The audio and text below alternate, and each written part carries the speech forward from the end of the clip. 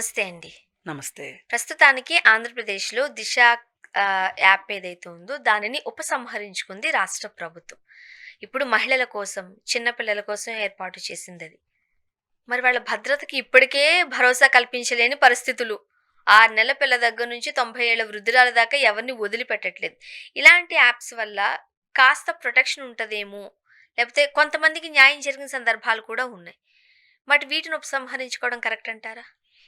నేను పూర్తిగా దిశ యాప్ ఏదైతే ఉందో, ఆ పెట్టిన ఉద్దేశ్యం ఏదైతే ఉందో, లక్ష్యం ఏదైతే ఉందో, దాన్ని మొత్తానికి ఏకీభవిస్తూ హ్మ్. ఇంకో మాట చెప్పాలనుకుంటున్నా నేను.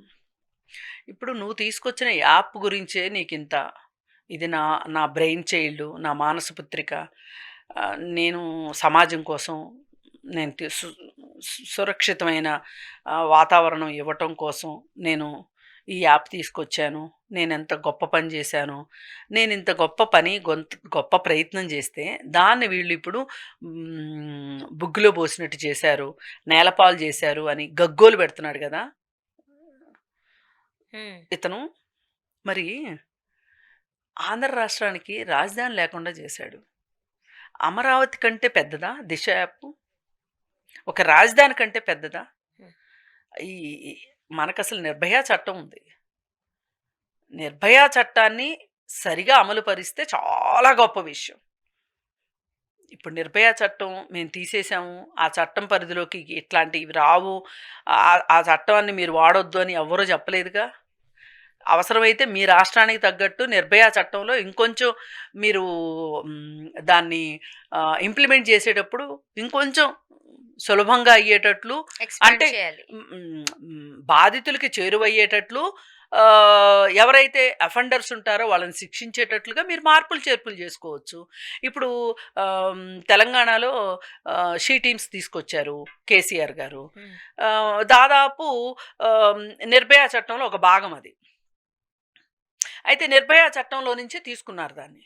తీసుకొని చాలా పదును పెట్టి షీ టీమ్స్ తయారు చేశారు.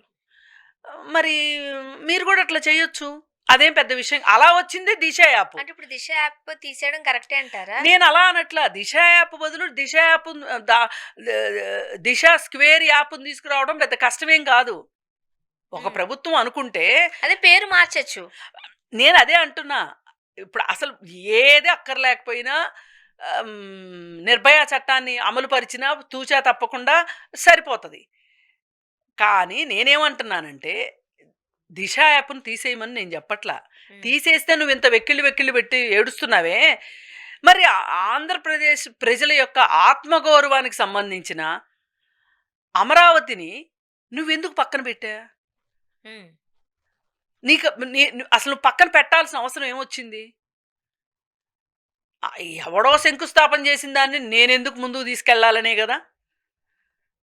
పోలవరం ప్రాజెక్టు పరిస్థితి ఏంటి? పట్టిసీమ గురించి ఏంటి? ఇవన్నీ నువ్వెందుకు ఆపా? ఆటల కంటే నేను మహిళల భద్రత విషయంలో నేను అసలు రాజీ పడను. నా సంగతి తెలిసిన వాళ్ళు ఎవరైనా నేను తప్పు మాట్లాడుతున్నానని అనుకోరు. మహిళల భద్రత అత్యంత ఆవశ్యకమైన విషయమే. కానీ దీనికి కావాల్సిన నిధులు సమకూరాలి అంటే మన రాష్ట్రంలో ఇంకా చాలా పనులు జరగాలి. అయితే పోలవరం అలా జరగకుండా ఉండి ఉన్నట్లయితే, మీరు అదే విధంగా కంటిన్యూ చేసి ఉన్నట్లయితే, రివర్స్ టెండరింగ్ అని అట్లాంటి కుప్పిగంతులు వేయకుండా ఉండి ఉన్నట్లయితే కనుక పోలవరం ప్రాజెక్టు అనుకున్న టైంలో కంప్లీట్ అయితే ఆ నీరు వచ్చి పొలాలకి నీరు వచ్చి ఉండేది, రైతులకు ఆదాయం వచ్చి ఉండేది. ఇవాళ ఎల్నినో లాంటి పరిస్థితులు ఉన్నప్పుడు నీళ్లు లేవు అని బాధపడాల్సిన అవసరం ఉండేది కాదు. నువ్వెందుకు పోలవరాన్ని అట్లా పక్కన పెట్టా? విశాఖ ఉక్కు ఆంధ్రుల హక్కు అన్న విషయంలో విశాఖ హక్కు గురించి నేను అది చేసేస్తాను ఇది చేసేస్తాను అని చెప్పి ఇంకాస్త దరిద్రం చేసి పెట్టావు. ఇట్లా చెప్పుకోవాలంటే చాలా ఉన్నాయి. ఎందుకు పరిశ్రమలు వచ్చిన పరిశ్రమలు ఎందుకు వెనక్కి వెళ్ళిపోయినాయి? అంటే ఇవన్నీ చేయలేదు కాబట్టే కదండి 11 సీట్లకే పరిమితం చేసి.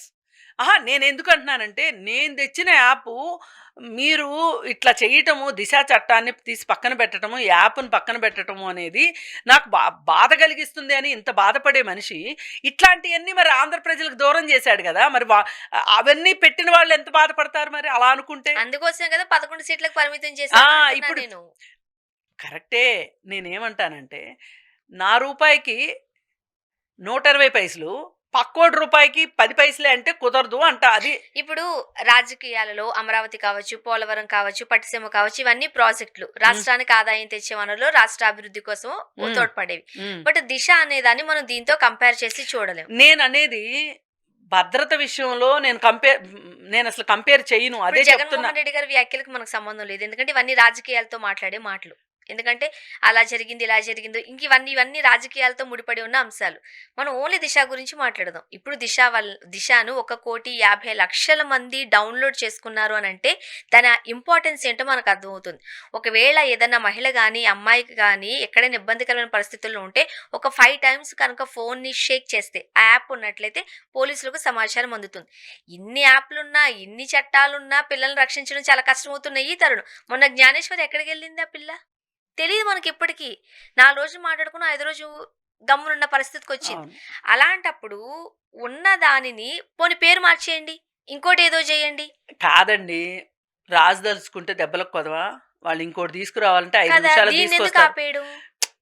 ఇప్పుడు నేననేది అదే. ఈ రాజకీయాలు ఇలాగే ఉంటాయి. హ్మ్. ఇలాగే చేస్తారు. నువ్వు చేసింది తప్పు కానప్పుడు, రెండో వాళ్ళు చేసింది తప్పని నువ్వెట్లా అంటావు? నాలాంటోళ్ళు, మీలాంటోళ్ళు అంటే అర్థముంది. చేశారు నువ్వెట్లా అంటావు? కాబట్టి ఆళ్ళు చేశారు కాబట్టి ఈళ్ళాపేత్తారు. ఈళ్ళు చేశారు కాబట్టి ఆళ్ళాపేస్తారు. అంతే. ఓకే. నేను సమర్థించట్లా, వ్యతిరేకించట్లా. ఈయన ఆక్రోశాన్ని నేను ప్రశ్నిస్తున్నా. హ్మ్. ఇప్పుడు ఇదే ఆక్రోశం వాళ్ళకుండబట్టే గదా! వాళ్ళు మాట్లాడబట్టే గదా! వాళ్ళు మళ్ళీ అధికారంలోకొచ్చారు. అమరావతి ఒక రాష్ట్రానికి రాజధాని అయితే అవసరం గదా! ఇందులో ఎవరికీ అవును. సెకండ్ థాట్ ఉండదు ఉండాలి గదా! గూడా. ఉండాలి గూడా గదా! అట్లాగే మహిళల భద్రతకు కూడా ఉండాలి గదా! హ్మ్. మరి వీళ్ళు రేపటి నుంచి వీళ్ళు చెయ్యకపోతే జనాలే ఊరుకోరు. జనాలు ఊరుకోరు. నువ్వు నేను తెచ్చాను కాబట్టి కరెక్టు అని అనుకోవటం కరెక్ట్ కాదు. వాళ్ళు తీసుకొచ్చారు కాబట్టి నేను కొనసాగించను అనటం కరెక్ట్ కాదు. ఇదంతా నువ్వు చేసేసిన ప్రాక్టీసే. నువ్వు అలవాటు చేసిందే ఇది. నువ్వు నేర్పిన విజయే నీరజాచక్షణ అంటారే ఆ విధంగా ఉంది ఇది. హ్మ్. అందుకని ఏంటంటే మన ప్రైమరీ ఇష్యూ ఏంటి? మహిళల భద్రత. మహిళలకి ఏం చేస్తే వాళ్ళు భద్రంగా ఉంటారు. ఇంట్లో అయినా బయటైనా. అది కావాల్సిన విషయమే. ఆ రోజు ఏంటి అంటే దిశ చట్టం తీసుకొచ్చినప్పుడు గూడా నిపుణులందరూ ఇది వర్కౌట్ అయ్యే విషయం కాదని చెప్పారు.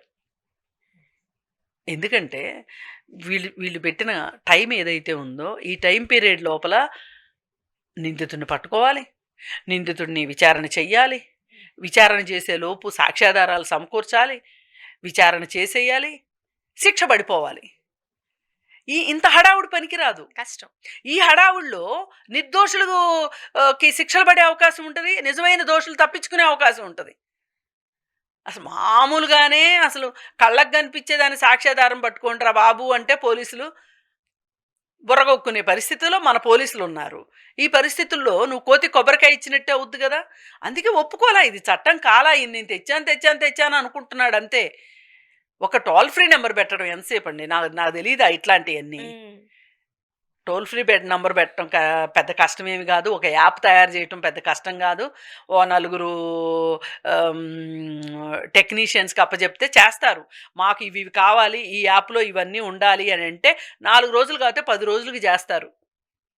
అది పెద్ద కష్టమని నేను అనుకోవట్లా. నువ్వింత గగ్గోలు పెడుతున్నావే మరి నువ్వు పక్కన పెట్టేసినాటి సంగతి ఏంటి అని అడుగుతున్నా. అంతకంటే నేనేమి అనట్లా. హ్మ్. నేను ఖచ్చితంగా చెప్తున్నానండి. నేను పూర్తిగా చంద్రబాబు నాయుడు గారికి వ్యతిరేకమైన వ్యక్తిని. ఎందుకంటే ఆయన ఏ రోజైతే ఎన్డీఏలోకి వెళ్ళాడో, ఎన్డీఏ కూటమిలోకి వెళ్ళాడో, వెళ్ళిన మరుక్షణం నుంచి నేను ఆయన్ని సపోర్ట్ చేయను. చేయలేదు, చేయబోను కూడా. కానీ అట్ ద సేమ్ టైం ఏమైనా మంచి పనులు చేస్తే మంచి అనే చెప్తాను. ఏదైనా నిజంగానే రాష్ట్ర ప్రజలకు ఉపయోగకరం అనుకోండి. చెయ్యాలి కూడా. చేసిందని మనం అప్రిషియేట్ చేస్తాం కూడా. చేస్తాం కూడా. రాజకీయ పార్టీలతో మనకు సంబంధం లేదు. సంబంధం లేదు. థాంక్ యూ అండి. Thank you.